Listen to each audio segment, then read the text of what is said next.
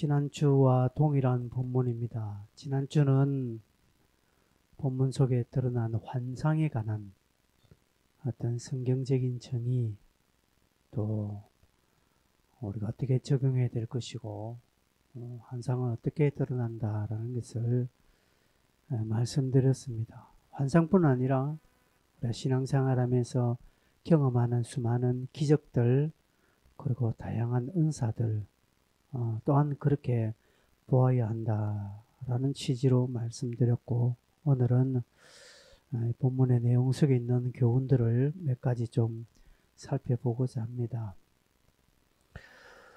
우리가 살면서 참 삶의 근간이 흔들리는 사건들을 경험하기도 합니다.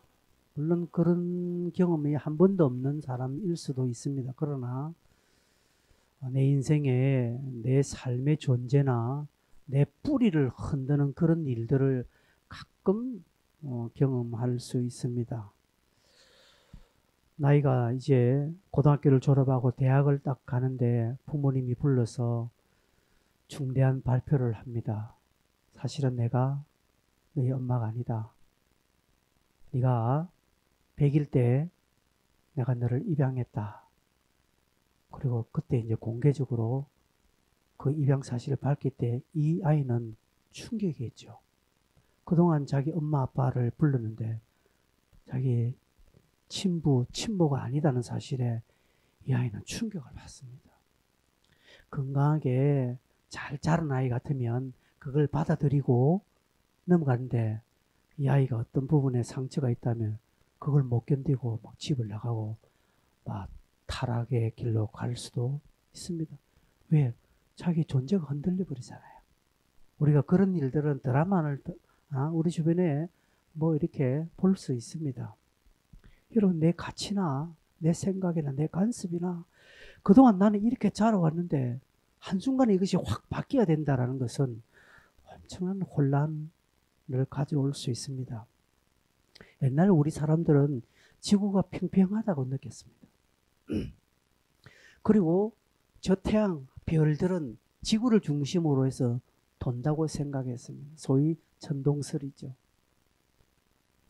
그렇게 믿었는데 어느 날 갑자기 과학자들이 등장해서 아니더라. 지구는 둥글다. 그죠? 갈릴레오 갈릴레이가 이 지구가 둥글다는 것을 종교 법정에서 피력했잖아요. 물론 그 이전에 코페르니쿠스 등을 통해서 지구가 둥글다는 것은 증명됐습니다. 그러나 본격적으로 갈릴레오라는 사람이 증언했죠. 그래도 지구는 둥글다는 유명한 일화가 있습니다. 이 지구가 태양을 중심으로 돈다라는 사실은 그 옛날 사람 받아들이지 못했습니다. 근데 어느 날 갑자기 과학자들 나서 지구가 돈다, 지구는 둥글다, 이렇게 하니까 당시 사람들은 도저히 있을 수 없는 일이라는 것이 못 받아들입니다. 어떻게 그걸 이해를 해야 될지 모른다는 것이죠. 여러분, 지금은 우리는 다 지구가 둥글다는 것은 다 알고 있습니다. 그리고 지구가 태양을 중심으로 돈다는 것은 다 압니다. 근데 신기하게 유튜브나 보면 아직도 지구가 평평하다고 믿는 사람이 있습니다. 지구가 둥글다는 것은 가짜라는 거예요. 뭔가 이렇게 착시적인 현상이라고 이야기를 하고 나름대로 주장을 펴는 사람이. 여러분, 유튜브에 가짜 뉴스에 제발 좀 속지 마세요. 유튜브에 가짜들 많습니다. 그렇게 믿는 사람들이 있다라니까요. 여러분, 이처럼 내 삶에 있어서 뭐 존재나 내 가치나 그동안 내 간섭을 싹 바꾸는 일들이 일어날 수도 있습니다. 그럴 때는 참 혼란을 가지게 됩니다. 베드로에게도 이런 일이 일어났습니다. 어느 날 기도하는 가운데 한 보자기가 내려왔는데 그 안에 4발 가진 짐승, 뭐 땅에 기는 거, 공중나는 새들이 있어서 그래서 잡아먹으라고 합니다. 그 베드로는 난 결코 먹지 않겠습니다. 내가 언제 이런 거 먹었습니까? 라면서 아주 단호한 입장을 취합니다. 왜냐하면 그것은 구약 성경에 금지된 먹지 말라고 한 그런 동물들이거든요. 아무리 자기가 기도 가운데 환상 가운데 또 하나님이란 분이 천사가 나타나서 먹으라고 했지만 베드로에게는 이게 쉽게 받아들일 수 있는 문제가 아닙니다. 엄청난 혼란입니다. 왜? 자기는 어렸을 때부터 이 구약에서 금지한 생물들은 먹지 않았고 유대의 전통 관습을 따라왔기 때문에 이 먹는다라는 것은 있을 수가 없는 것입니다. 여러분, 저 아랍권에 있는 사람들에게 돼지고기 먹으라는 것은요, 엄청난 겁니다. 못 먹습니다, 그 사람들. 신앙의 뿌리가 흔들리는 사건이죠. 한마디로 말도 되지 않는 일입니다. 베드로에게는 엄청난 혼란을 지금 가지고 있습니다. 구약 성경과 대치되고요. 그들의 전통과도 대치되고요. 그리고 하나님의 말씀에도 대치되는 내용입니다. 쉽게 믿을 수 있는 상황이 아닙니다. 앞서 8장 9장 넘어오면서 베드로는 나름대로 시대와 상황을 보면서 누가 특별한 것이 없어도 자기는 그 시대를 읽을 수 있는 눈이 있었습니다. 그래서 지금은 이럴 때가 아니다 라고 생각하고 하나님의 그 메시지를 읽고 순종한 사람이었습니다. 그것을 제가 연속적으로 앞 2주간 한 설명을 드렸고 설교했습니다. 그러나 오늘 이 본문의 내용은 그 문제와는 차원이 다른 문제라는 사실이죠. 고넬료는 자기에게 나타난 환상을 의심 없이 받아들였고 믿었습니다. 그러나 베드로는 지금 이 환상을 의심 없이 받아들일 만한 요소가 못 됩니다. 왜냐하면 그 신앙의 뿌리고요. 그리고 그동안 자기가 그렇게 살아왔던 관습이고요, 습관이고요. 그리고 구약의 율법이기 때문에 그렇습니다. 더더욱 곤란한 일이라는 사실이죠. 여러분, 다 컸어. 내가 그동안 불렀던 엄마 아버지가 내 아버지 엄마가 아니라는 사실을 어떻게 받아들이겠습니까? 그렇죠? 그간 내가 이렇게 오면서 진홍아, 사실은 나 여자다. 이거 어떻게 받아들이겠어요? 여러분, 저 사실 여자예요. 여러분, 믿어지겠습니까? 만약에 진짜 그렇다면 못 믿어. 이제 와서 응? 못 믿는 거죠. 혼란이 오는 것입니다. 이게 뭐냐는 것이죠. 지금 이런 혼란보다 더 혼란되는 문제가 베드로에게 생겨버렸습니다. 먹으라는 것이 이건 생각지 않은 거예요. 참고로 여러분, 레위기 11장에 보면 하나님께서 먹을 수 있는 이 동물들, 먹지 못할 동물들을 나눴습니다. 먹을 수 있는 것은 무엇입니까, 여러분? 굽이 갈라져 있고 대색인지라는 이런 동물들, 소나 양입니다. 돼지고기는 왜 못 먹습니까? 대색임질하지 않거든요. 돼지는요. 굽은 갈라졌지만. 그리고 비늘과 지느러미가 있는 그런 어류들을 먹습니다. 그죠? 왜 뱀은 먹지 못합니까? 비늘이 없기 때문이에요. 그리고 날개와 네발 짐승 가지고 있는 것. 날개도 있고 네발 짐승 가지고 있는 것. 그게 어떤 것입니까, 여러분? 네 발이 있어도 뛰어야 된다고 했습니다. 그래서 메뚜기나 배짱이 있는 걸 먹을 수 있습니다. 같은 새지만 타조는 먹지 못하는 거예요. 그래서 성경에서 먹으라고 한 것과 먹지 말라 분명히 하나님께서 그분께서 말씀하셨는데 그 하나님이 먹으라고 하니까 이 지금 베드로는 이게 지금 귀신아 물러가라 라고 할 수 있는 그런 충분한 상황입니다. 베드로는 그렇게 배웠고 믿었고 그렇게 알았고요. 또한 그 자신도 그렇게 아마 가르쳤을 것입니다. 그런데 하나님께서 먹으라고 하시니까 베드로는 지금 너무 지금 혼란스럽습니다. 여러분, 어느 날 기도하시는데 기도 가운데 하나님께서 나타나셔서 너 모든 것 정리하고 저 아프리카 가나 가서 선교해라 라고 하면 여러분 쉽게 받아들이시겠습니까? 못 받아들입니다. 받아들입니다. 진홍아, 너는 앞으로 취직하면 공무원 가면 향후 6개월은 모든 그 네 급료를 다 교회 헌금해라. 못 받아들입니다, 쟤는. 여러분, 그거 아무리 내가 기도하는 가운데 환상으로 그 진짜 하나님 나타나면 못 받아들여요, 여러분. 그런 믿음이 못 돼요. 여러분도 그런 믿음 못 됩니다. 지금 베드로는요, 이것보다 더 큰 혼란의 문제가 지금 자기에게 닥쳐왔다라는 사실입니다. 여러분, 이런 것은요, 하나님께서 베드로를 지금 약오르게 하기 위해서, 베드로를 시험하기 위해서 한 것이 아니라 베드로의 습관과 간섭과 생각을 바꾸기 위한 하나님의 손길이라는 사실을 우리는 이제부터 배워야 합니다. 사실 오늘 우리에게도 마찬가지입니다.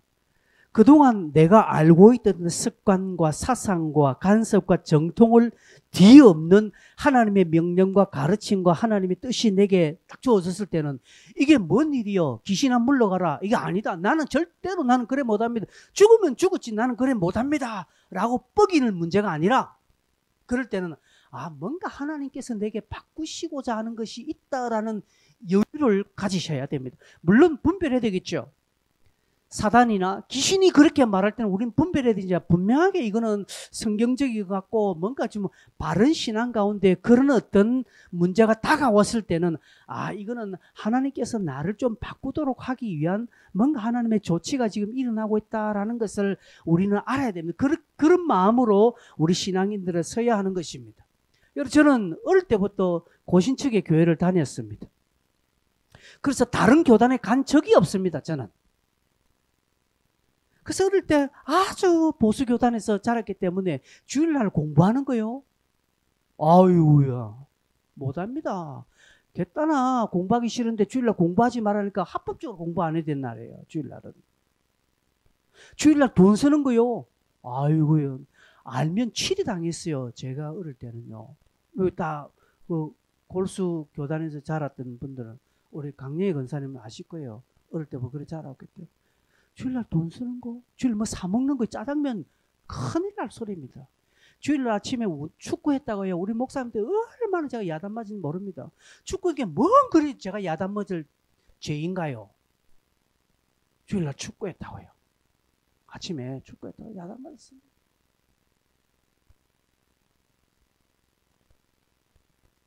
뭐 많았습니다. 뭐 하지 말한 게 주일날 많았습니다. 그리고 주일 성수라는 문제는 딱 12시부터 밤 12시까지 다 그건 줄 알았습니다. 그랬어요. 그 다음날 월요일날 추초고사 시험이 있으면 그죠? 다 12시 50분까지 59분에 기다립니다. 그래서 12 땡 하면 이제 그제서 책 펴고 공부하는, 그게 경건한 줄 알았습니다. 그게 진짜 주일 성수하는 것으로 알았고 그게 신앙생활 잘하는 것으로 그렇게 알았고 배웠고 그렇게 가르쳤습니다. 또한.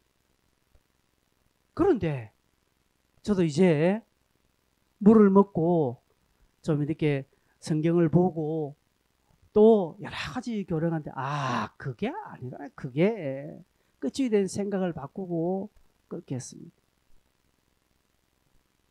그래서 주일날 가끔 오예배 안 할 때도 있습니다. 제가 이건 옛날 생각하면 뭐 반역입니다. 반역. 하나님을 불경히 여기는 것이죠. 주일날 우리는 요즘 얼마나 합법적으로 사먹고 배달도 시키고 하잖아요. 주일 돈을 못 써서 환장한 사람처럼. 주일에 대한 생각이 많이 바뀌었죠. 이때 한 번씩 찾아온 혼란이 있었습니다. 가끔씩 저도 주일날 말하면 주일날 진짜 이래도 되나? 이런 생각을 하지. 왜요? 제 주변에 있는 우리 교단 속에 있는 우리 시설 속에 있는 목사님들은 주일날 돈 안 쓰는 분 계시거든요. 지금도요. 같이 밥 먹자면 자기는 주일날 안 하는 거예요. 지금도 그런 분은 계십니다. 여러분, 이럴 때 우리가 신앙생활에서 뭔가 탁 올 때는요, 이게 잘못의 차원이 아니라 하나님이 내 의식을 좀 바꾸도록 하고, 그걸 바꾸어서 더 큰 새로운 일들을 하기 위하여서 하나님이 지금 내 생각과 내 간섭과 나의 어떤 성품과 삶을 좀 더 크게 성장시키기 위해서 그런 과정이 오는 것이죠. 너희 엄마 아버지가 친부가 친모가 아니다라고 딱 할 때, 그걸 밝힐 때는요, 그 부모가 이제 나이가 20된 아이가 다 그것을 밝기 때문에 이제 그만한 받을 수 있는 나이가 되었고, 이제 너도 이제 성장했으니까, 성숙했으니까 이제 이걸 뛰어넘어서 더 큰 일을 해야 된다는 그런 부모의 판단에서 이야기하는 거잖아요.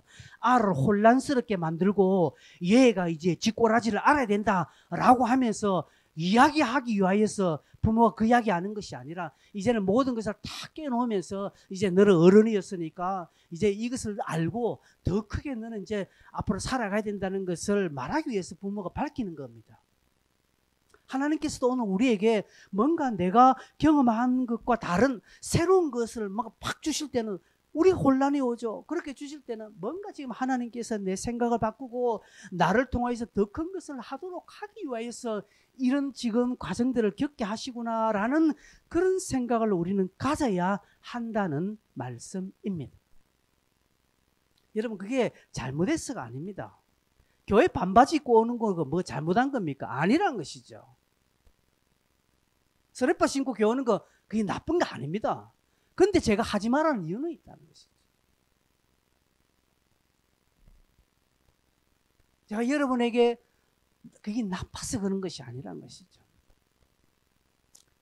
덕을 세우고 교회 안에 질서를 세우고, 그렇죠? 다른 분들을 함께 하기 위해서는 때로는 내 생각을 자꾸 바꾸도록 하는 거예요.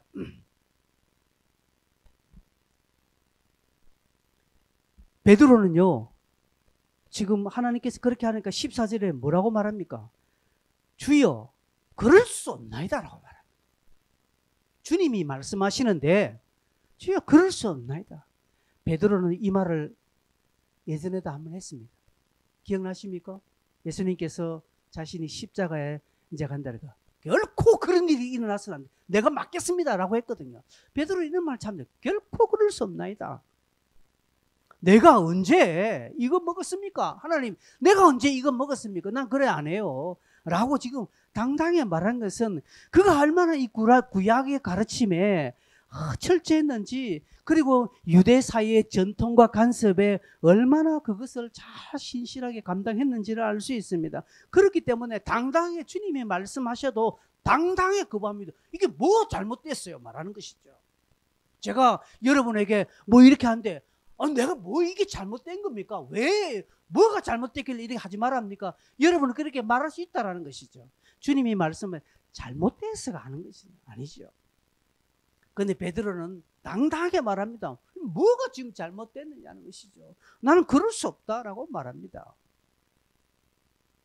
하나님은 이것을 바꾸기 원하셔서 이 일이 3번 정도 있었다고 말합니다. 계속적으로 먹어라, 못 먹습니다. 먹어라, 못 먹습니다. 이게 3번 정도 왔다는 것이죠. 그러면서 15절에 주님께서 말씀합니다. 하나님께서 깨끗하신 것을 네가 속되다 하지 마라고 말하는 것입니다. 그러면서 계속적으로 3번 왔다 갔다 하다가 결국은 이제 그 환상이 16절에 사라지고요. 베드로는 17절 18절에 보면 마음속에 좀 찝찝함이 남아 있습니다. 17절에 환상이 무슨 뜻인지 속으로 의아해하더니, 그죠? 계속 찝찝해합니다. 베드로가 신앙이 없어서가 아닙니다. 앞서 말씀드렸다시피 베드로는 그 시대나 그 상황을 보고 나름대로 하나님의 메시지를 받을 수 있는 그런 출중한 제자였고 사도였습니다. 지도자였습니다. 그 정도 능력이 되는 사람입니다. 그런데 이 문제는 지금 이 자기가 경험한 환상과는 좀 다른 차원의 문제라는 사실입니다. 그렇기 때문에 혼동이 일어나는 것입니다. 어지러운 겁니다. 그런데 역시 베드로는 베드로라는, 제가 오늘 이 말씀의 제목이 제자 베드로입니다. 제자는 다르다는 것이죠. 달라야 합니다. 왜요? 19절 보면 베드로가 그 환상에 대하여 생각했다라고 말합니다. 여러분, 오늘 이 19절이 여러분에게 말씀드리고자 하는 설교의 핵심입니다. 베드로는 환상에 대하여 물론 앞전에 의아해하고 찜찜한 것은 맞습니다. 그런데 그것으로 머리를 탁탁 흔들고 끝 돌아선 것이 아니라 그 환상에 대하여 생각했다라는 것이 짧은 시간이겠지요. 짧은 시간, 여기에 뭐 긴 시간, 뭐 3박 4일 고민한 거 아닙니다. 여기 짧은 시간에 깊게 생각했습니다. 여기 생각하다라는 것은 심사숙고하다라는 의미입니다. 그리고 깊게 묵상했다라는 것이죠. 여러분, 묵상이라는 것이 무엇입니까? 묵상은 뭘까요? 지난번 말씀드렸는데 명상과는 차이가 있죠. 명상은 버리는 것입니다. 생각을 비우는 것입니다. 그러나 묵상은 생각을 채우는 것입니다. 무엇으로요? 말씀으로.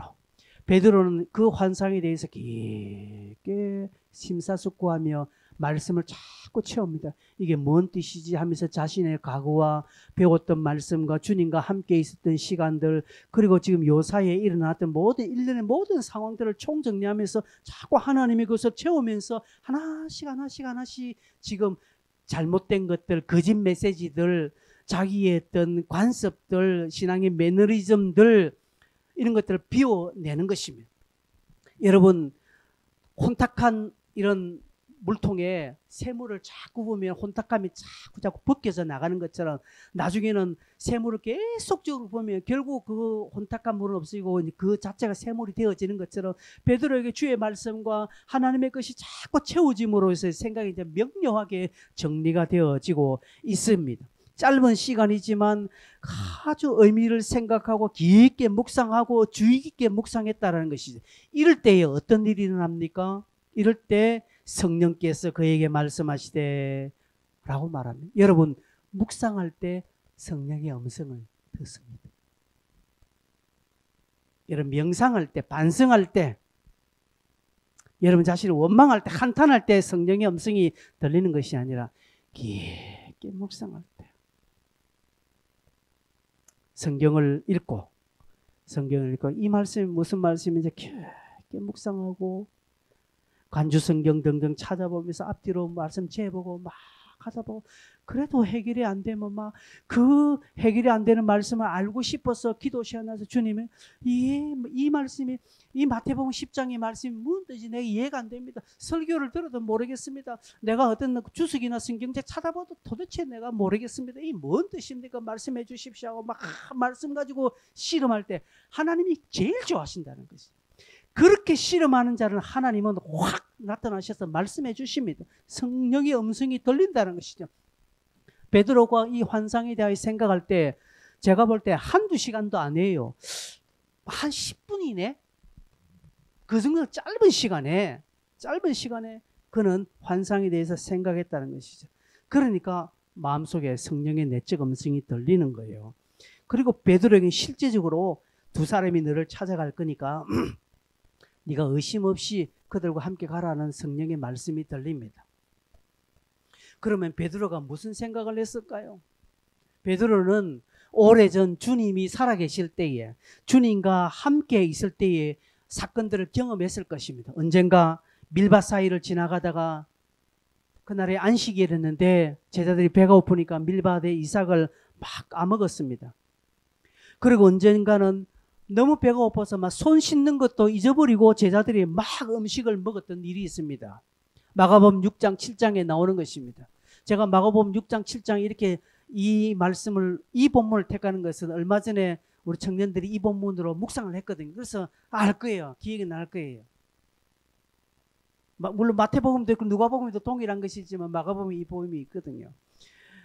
그래서 그때 바리새인들이 유대 지도자들이 예수님께 나와서 왜 당신들은 안식일에 하지 못할 일을 합니까? 예? 손 씻지 않고 음식 먹다니 이거는 우리 전통에 반하는 거고 율법에 반하는 어떻게 당신들 제자들은 손도 씻지 않고 밥을 먹느냐고 이런 불경한 일인데 안식일날 밀밭을 어떻게 이삭을 잘라 먹느냐고 있을 수 없는 일을 당신의 제자가 했다라고 늑달같이 이들이 달려들었습니다.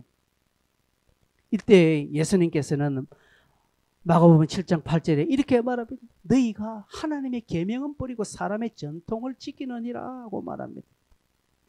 하나님의 계명은 지키고 하나님의 계명은 버리고 사람의 전통만 따른다는 것이죠.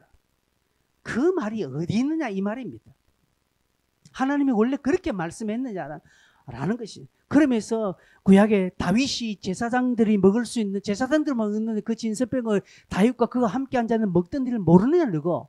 다윗 그렇게 떠들더만 다윗은 그렇게 주장하면서 다윗이 그렇게 한 일은 너희 생각지 못하느냐 이 말입니다. 그러면서 너희들이 정해놓은, 너희 조상들이 정해놓은 율법의 전통들, 습관들, 탈무드, 이것은 하나님 계명보다 더 지킨다는 것은 여기 이제 고르반 사건이 나오는 것이죠. 비슷한 이야기합니다. 마태복음 15장 또 3절에도 이야기합니다. 주님이 말하면 너희의 전통으로 하나님의 계명을 범하느냐. 주일날 돈 쓰지 말라는 게 뭐냐는 거지. 주일날 밥 사 먹지 말라는 뭐 어디 있냐는, 그것 때문에 주일 하는 것이죠. 조금 뭐 예의 차원이 다르겠지만 그것 때문에 말씀에 더 깊이로 못 가는 것이죠. 딱 자기 내가 자라왔던 이 고신의 사상들, 그죠? 이 전통들, 그죠? 제가 어릴 때는 교회에 뭐 더럼 이런 거 없었어요. 물론 그 당시에는 더럼도 귀했지요. 뿐만 아니라 교회에서 이 기타 못 쳤어요. 이 밤무대 그 사단의 음악을 하는 악기라 했어요. 그래서 기타는 어디 가면 저 중고등부 청년들이 대학부나 저 바깥에 나갔어. 저 야외에 갈 때 거기서 띵자 치고 이제 아름다운 노래 하는 부르는 거예요. 그때 교회에서는 못했습니다. 박수 치는 게 어디 있었어요? 박수 치고 찬송 못했습니다. 막 큰 소리로 못했습니다. 기도 못했습니다. 방은 더더욱 안 되면 그 귀신의 음성이 안 돼요. 그래서 막 새벽에 나와서 누가 크게 기도하면 목사님이 탁 지나가면서 어깨를 탁 칩니다. 조용히 해라는 것이죠. 그렇게 기도 못해요. 요즘 생각하면 저는 반대라고 했잖아요. 저는 여러 번 기도하라고 소리 내라고 하잖아요. 방언으로 하라고 저는 말하고 있지 않습니까? 그 당시로 말하면 저는 완전히 역적이에요. 그러면서 진짜 성경의 가르침은 안 가르쳐요. 성경에는 부르짖으라고 했거든요. 은사를 사모하라고 했는데 그 원래의 말씀은 안 지키고 우리가 정해놓은 고신의 전통만 다 지키는 거예요. 장자교단이나 해서 해놓고 무슨 순교자의 어떤 뭐 신앙을 따른다고. 아이고. 마태복음 15장 6절에도 비슷한 말이 있습니다. 너희의 전통으로 하나님의 말씀 피하는도다. 고르반 사건을 이야기하는 것이죠. 부모에게 드릴 것이 있는데, 드려야 되는데 고르반 하면 하나님께 드림이 되었다고 하는 것이죠. 그럼 부모에게 안 줘도 되는 것이죠. 이거 내가 헌금하려고 해놨는데 하면서 이거는 부모님을 공양하지 않는 것이죠. 부모님은 지금 배고픈데 돈이 있는데도 이걸 헌금할 거라면서 얼마나 웃기는 일입니까? 그러면서 주님은 너희의 전통, 너희들이 지금 가지고 있는 그 유대인의 그 전통으로 진짜 하나님의 말씀을 피한다 라고 하는 것을 베드로는 지금 이 시간에 생각했을 것입니다. 베드로는 8장 9장을 통해서 이방의 땅에 복음이 전파되는 것을 생각했습니다. 그 환상을 통해서 이방 선교의 문을 열고 계신다라는 것을 그는 아마 느꼈을 것입니다. 그 부분에 마음을 가지고 있었습니다. 그럼에도 불구하고 이방인들이 구원을 받는다. 베드로도 쉽게 이것을 받아들이지 못하는 것입니다. 왜냐하면 그 역시도 유대인으로서 선민사상을 태어나면서부터 배웠기 때문에 이방인들에게 복음이 흘러들어가서 저들이 예수 믿는다, 하나님의 자녀가 된다. 베드로도 이게 쉽게 받아들이는 문제가 아닙니다. 그들은 구원은 오직 이스라엘 백성들에게만 있는 줄로 생각했습니다. 그런데 그는 사마리아 성에 복음이 전파되고요. 사울이라는 그런 역적 원수가 예수를 믿게 되고 그가 나가서 막 복음을 전하니까 수많은 사람들이 막 돌아오는 이런 역사들을 보면서 이제는 복음이 사마리아를 넘어서 구원이 전혀 없다고 생각한 저 로마, 저 이방 땅에도 하나님의 구원이 지금 임한다라는 임하고 있지 않나 하는 그런 생각을 지금 하고 있는 것입니다. 그러면서 이방 땅에 복음이 없다, 구원이 없다라고 생각하는 그 마음을 지금 주님께서 바꾸고 있다는 것을 지금 짧은 시간에 생각하면서 묵상했을 것입니다. 그 옛날 주님께서 유대인들이 그렇게 경밀히 여기는 그런 사마리아인들을 주님은 따뜻하게 보듬어 주시면서 그들을 치료해 주시면서, 그리고 또 연약한 여인들을 주님 보시면서 또 세리 죄인들을 보면서 그들에게 너희들은 죄가 없다라고 그렇게 말씀해 주시는 주님의 말씀을 그는 지금 생각하고 있는 것입니다. 그러면서 지금 내가 지금 이 네 발 가진 짐승이 이게 보자기에 내려온 음식을 지금 먹지 않겠다고 뻗대는 것은 주님의 뭔가 더 깊은 메시지와 지금 대치되고 있지 않나? 자기도 역시 유대인의 전통 속에 주님의 새로운 말씀을, 새 언약, 새 계명을 지금 가두고 있지 않나라는 생각을 지금 하고 있는 주님입니다. 베드로는. 여러분, 우리에게도 그렇게 말씀하십니다. 하나님은 지금 이 코로나 상황을 통해서 한국 교회와 우리 개개인에게 새로운 신앙의 지평을 지금 열어가시고 새로운 계획을 우리에게 지금 펼치시고 있다는 생각을 우리는 지금 해봐야 합니다. 여러분, 어제 제가 뉴스를 보니까 이제 9월 말쯤이나 10월 달 되면 이제 위드 코로나로 시대로 접어든다는 것이에요. 위드 코로나. 이게 무엇입니까? 이제 코로나는 일반 감기, 독감처럼 여기겠다는 것이죠. 나라에서는 중증 환자만 딱 잡고, 여러분 지금 독감 치사율보다 코로나 치사율 낮아요. 독감으로 죽는 사람보다 코로나로 죽는 사람이 적다라 이 말입니다. 그래서 이제는 조만간 치료자가 나올 것이니까 백신 다 맞고 이제는 거리두기 이런 거 다 푼다라는 것이죠. 풀면서 이제는 국가에서는 딱 중증 환자, 위중 환자만 딱 책임지고 나머지는 개인 방역으로 돌려서 이제 함께 이제 평생 우리는 이 코로나와 관계없는 삶을 살 수 없다는 것이죠. 독감처럼 매년마다 독감 걸리고 그래서 백신 맞고요. 우리 독감 예방주사 맞는 것처럼 매년마다 코로나 예방주사도 맞고 그러면서 이제 함께 가자는 이제 이런 정책을 새로운 단계를 펼치겠다라고 하는 마땅합니다. 저는 그렇게 가야 된다고 생각합니다. 그럼 그럴 때에 아마 이제 그렇게 될 때 우리 교회는 어떻게 되고 우리 신앙은 어떻게 될 것인가라고 여러분은 생각하셔야 됩니다. 지금도 그렇게 기도하셔야 됩니다. 여러분, 우리가 개혁이라고 말하는 것이죠. SFC에서 개혁주의 신앙이 노선을 따는데 뭐가 개혁주의입니까? 개혁이라는 것은 다시 한 번 더 새롭게 변하는 것이 아니라 하나님의 원래의 말씀대로 이 원래의 말씀이 가르치는 원 의도가 뭐냐? 그리로 돌아가는 것이라는 것이죠.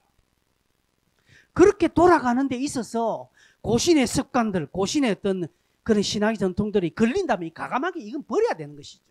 그런데 아름다운 우리 고신의 전통은 지켜야 된다라고 하면서 이거 지키면서 원 말씀대로 가지 못하는 것은 잘못되었다 이 말입니다. 여러분, 우리에게 하나님이 그렇게 지금 말씀하신다는 것이죠.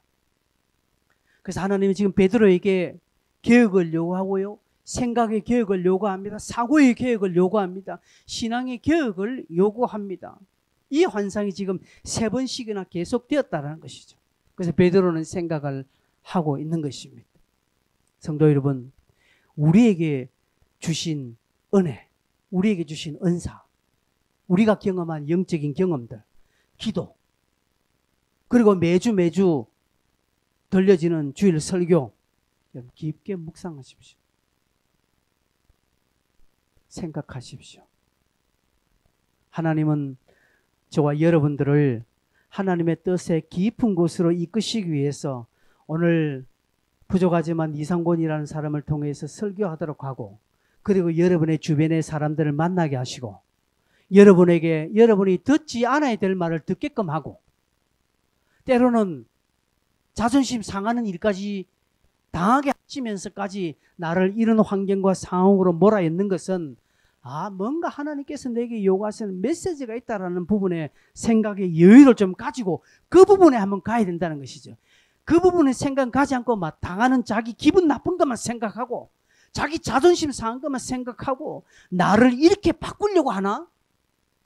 이것들이 나를 뭘 알고 지금 나를 내 평생 나는 그렇게 살지 않았어 라고 하면서 자기 자신을 뻐긴다면 하나님 나라의 새로운 일꾼으로의 자세는 아니라고 생각합니다.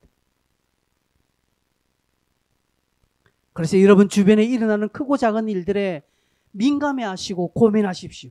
왜 하나님이 나를 이렇게 몰고 가셨나에 대해서 여러분이 질문하시고 여러분이 답을 내셔야 하는 것입니다. 단순하게 그냥 부모 잘못 만났어. 내가 이런 형편되어서 내가 이렇게 됐다. 웃긴 소리 하지 마세요. 부모 잘 만나면 그거 할까요? 아니에요. 걔는 부모를 잘 만나도 걔는 그럴래야 돼요. 아니라는 사실입니다. 될 놈은 돼요. 될 신앙인은 됩니다.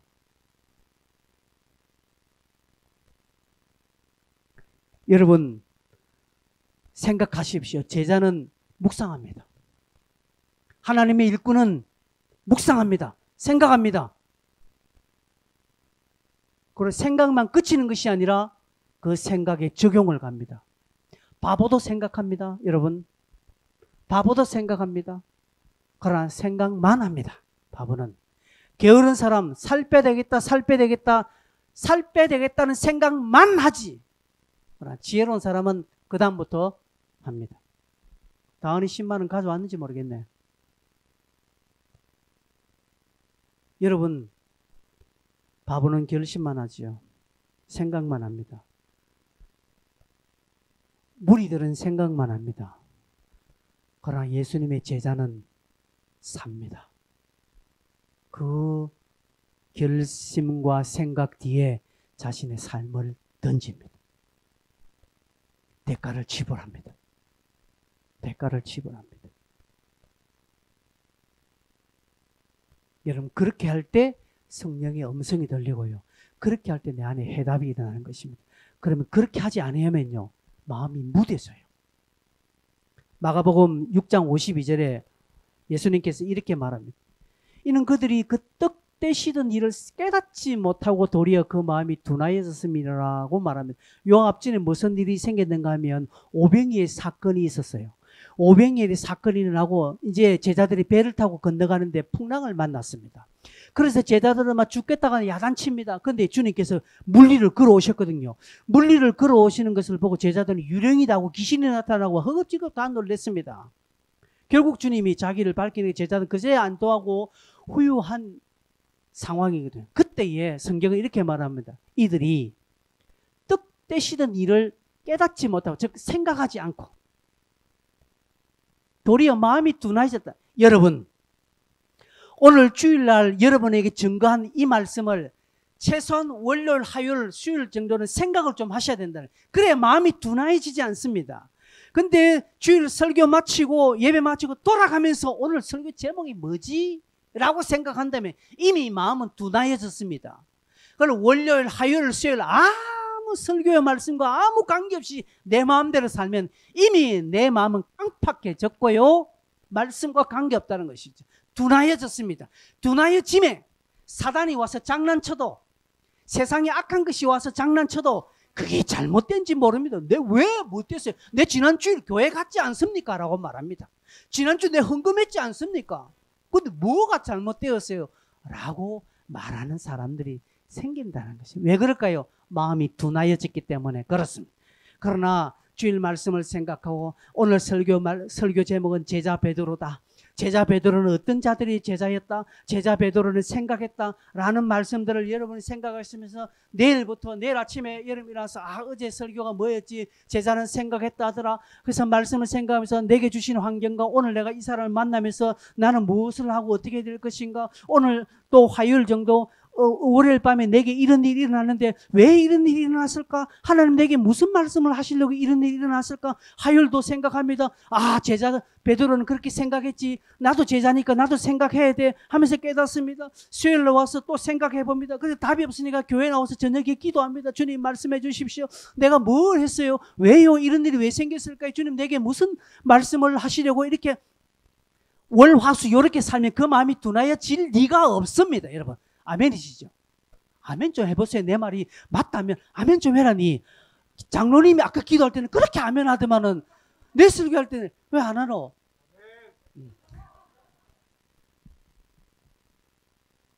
여러분 그렇지 않습니까 여러분? 뜻대신 일을 생각해 그래야 마음이 둔해지지 않습니다. 그렇죠?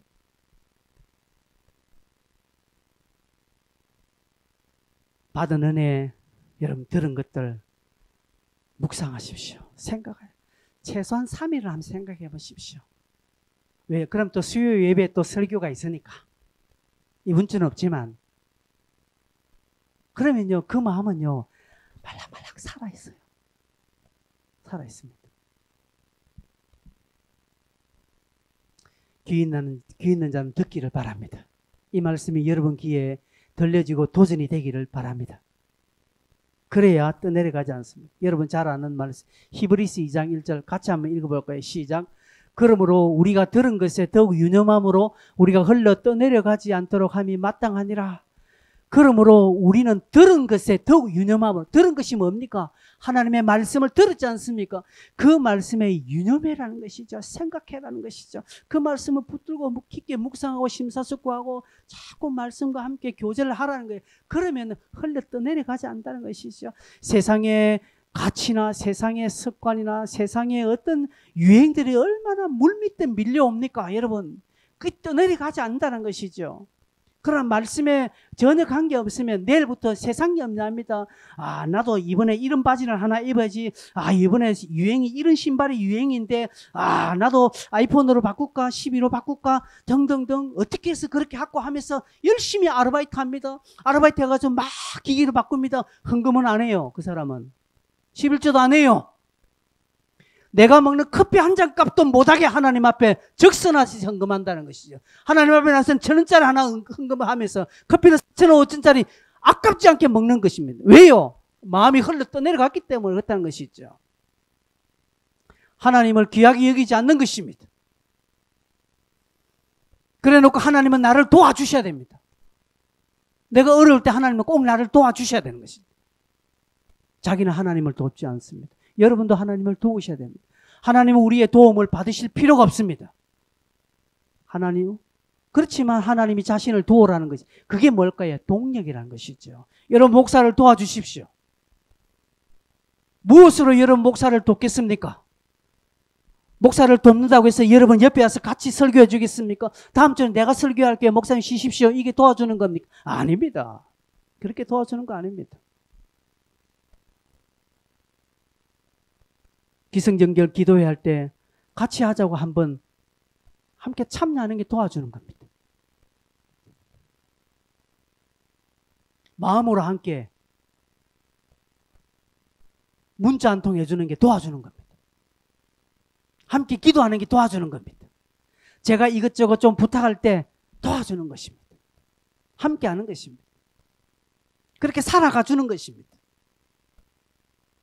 그래서 내가 목사가 앞에 서서 설교를 하고 이렇게 하니까 우리 교인들이 그렇게 하구나 하니까 저는 더욱더 두려움으로 떨림으로 사는 것이죠.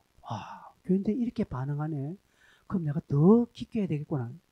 근데 여러분 사실 그렇게 안 되니까 저는 얼마나 편하게 설교하는지 모릅니다.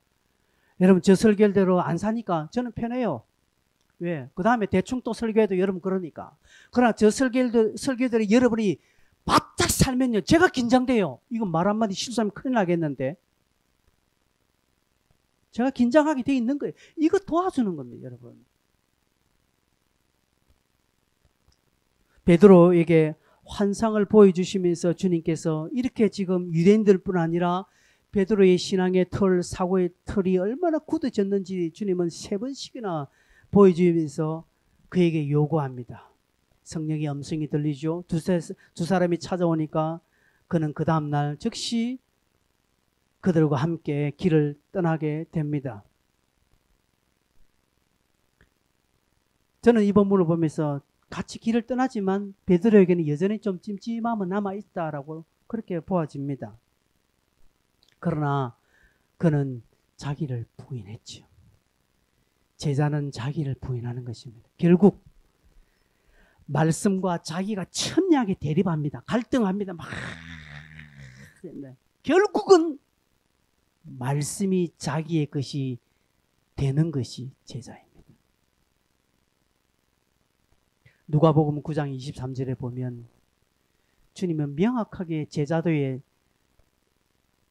최고의 진리를 말씀합니다. 아무든지 나를 따라오려거든 자기를 부인하고 날마다 제 십자가를 지고 나를 따를 것이니라고 말했습니다. 아무든지 저기 조건이 없습니다. 아무든지 주님을 따라오려거든 자기를 부인해야 되는 것입니다. 자기 것 가득 가지고요 절대로 안 됩니다. 그 사람은 자기가 오너가 돼도 똑같은 자기의 밑에 멤버십을 만나서 고생합니다.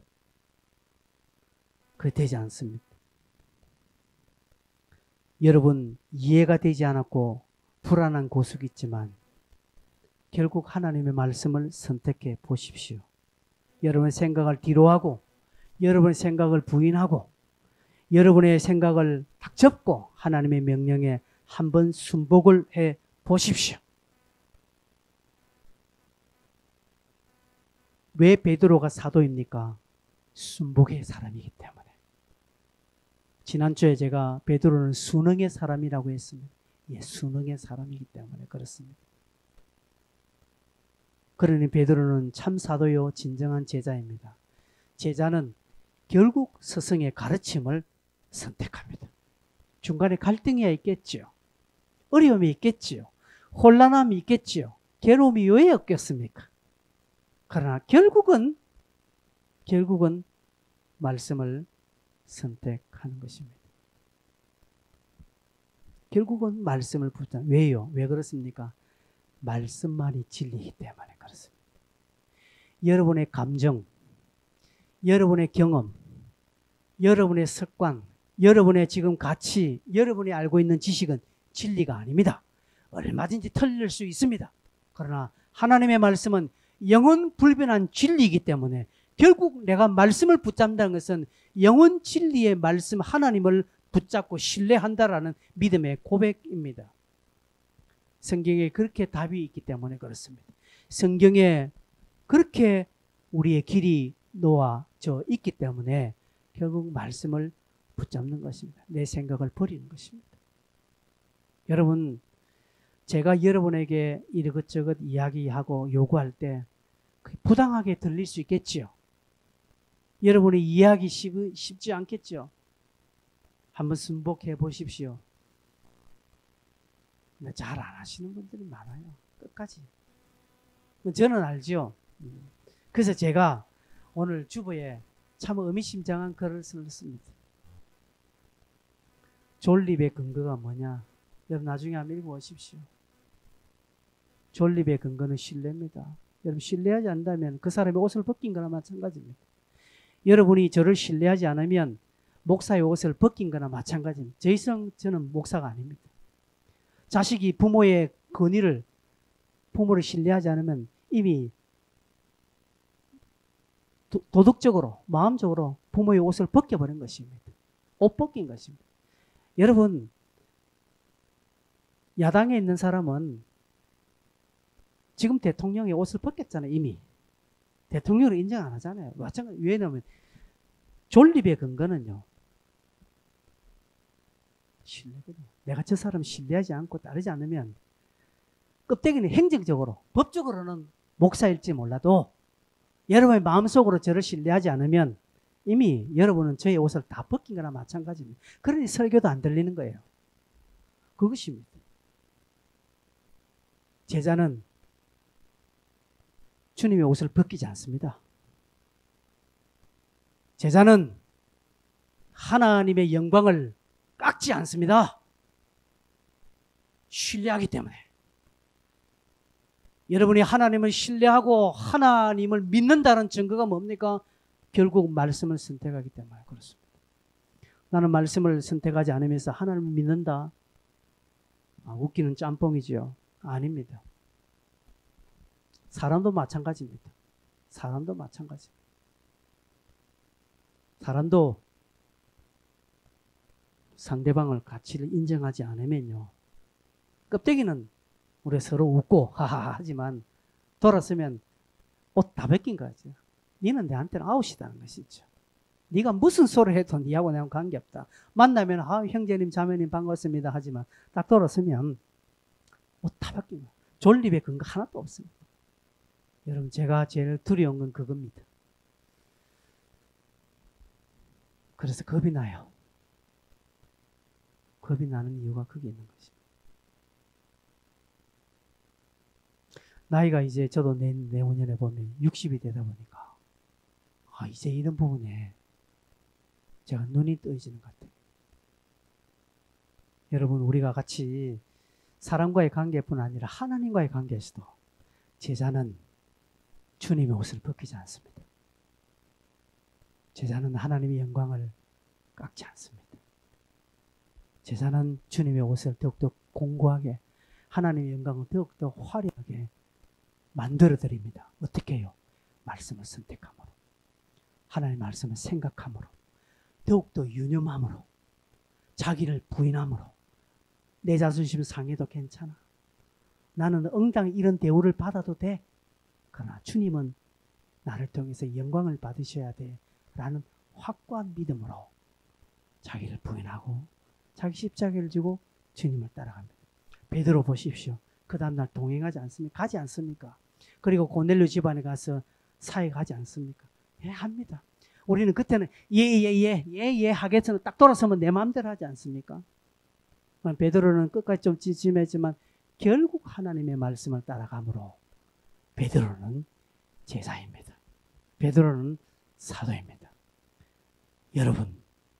여러분도 제자가 되십시오. 여러분도 하나님의 위대한 일을 감당하는 새로운 일꾼이 되시기를 바랍니다. 찬송하겠습니다.